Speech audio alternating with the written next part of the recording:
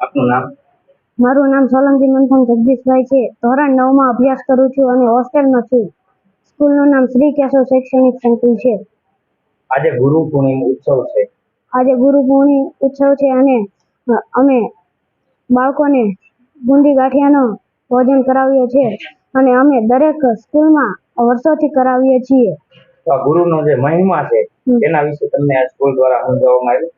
ગુરુ આપણા માટે શ્રેષ્ઠ છે અને આપણને શિક્ષણ આપે છે અને માની જેમ આપણને શીખવે છે. આપણને ધોરણ 1 થી 12 સુધી અનેક વિશેષો અને સમજાવે છે.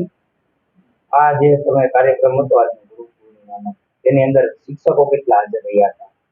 શિક્ષકો બધા હાજર રહ્યા હતા અને સાહેબ પણ હાજર રહ્યા હતા.